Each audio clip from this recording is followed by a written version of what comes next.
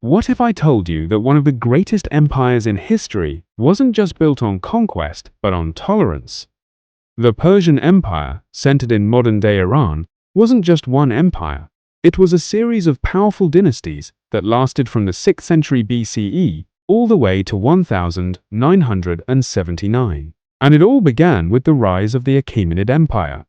Around 550 BCE, a man named Cyrus the Great changed history forever. Starting as the leader of a relatively small tribe in Persis, Cyrus went on to conquer massive kingdoms like Media, Lydia, and Babylon. But here's the interesting part: he didn't rule through fear like many conquerors did. Instead, Cyrus ruled through respect. He allowed conquered people to keep their religions, customs, and even their local leaders. Think about that for a second. At a time when most empires crushed resistance brutally, Cyrus was building loyalty. And it worked. His empire became one of the most stable and diverse the world had ever seen. Now, let me ask you, do you think an empire today could survive using that same strategy? Beyond governance, the Persians were incredibly innovative. They built one of the first organized postal systems, allowing messages to travel quickly across vast distances. They also created road networks that connected their enormous empire. Communication, logistics, administration, they were ahead of their time. Cyrus is also believed to have followed Zoroastrianism, one of the earliest monotheistic religions. Its ideas like heaven, hell, and judgment after death may sound familiar, and that's because they likely influenced later major religions. After Cyrus, his son Cambyses II expanded the empire even further by conquering Egypt. But it was Darius the Great who truly transformed Persia into a superpower. Darius reorganized the empire into provinces governed by officials called satraps. He introduced standardized currency, making trade easier across regions, and built incredible infrastructure, including royal roads that stretched for thousands of kilometers. And then there was Persepolis, a magnificent ceremonial capital designed to showcase the empire's wealth and diversity. Delegations from across the empire would arrive bringing tribute, symbolizing unity under one ruler, the King of Kings. But no empire rises without challenges. In 498 BCE, Greek cities rebelled against Persian rule, leading to a series of conflicts we now call the Greco-Persian Wars. One of the most famous moments, the Battle of Marathon, where the Persians were unexpectedly defeated.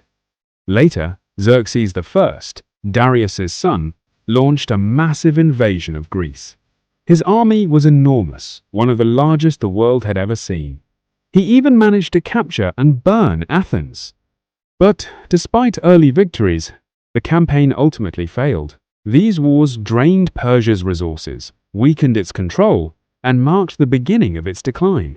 It's a reminder that even the most powerful empires can be brought down by overextension. So here's another question: was Persia defeated by its enemies, or by its own ambition?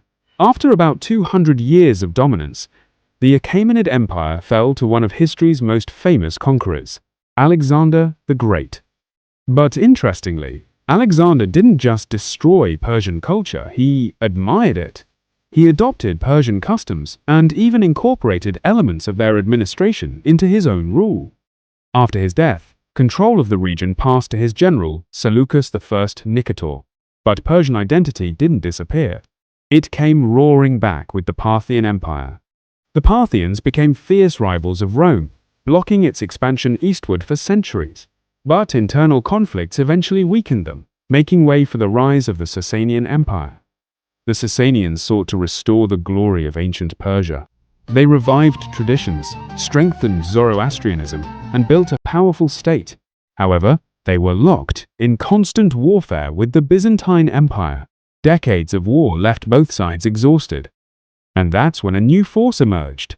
In the 7th century, Arab armies defeated the Persians at the Battle of Al-Qadisiyah. This wasn't just a military defeat, it marked a turning point in history. Islam spread across the region, gradually replacing Zoroastrianism. But here's the fascinating part: Persian culture didn't vanish.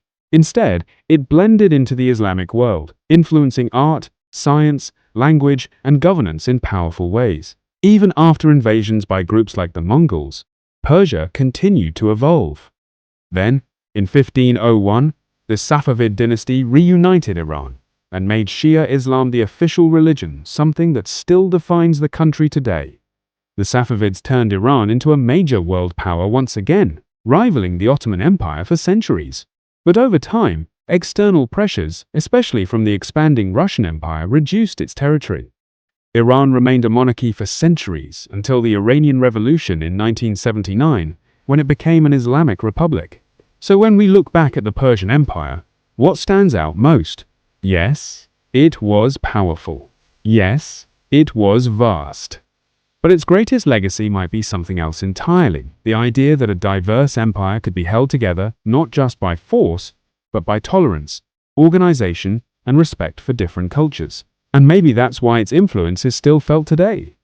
If you made it this far, I'd love to hear from you. What do you think was the biggest reason for the rise and fall of the Persian Empire? Drop your thoughts in the comments below. And if you enjoy content like this, make sure you subscribe so you don't miss the next story.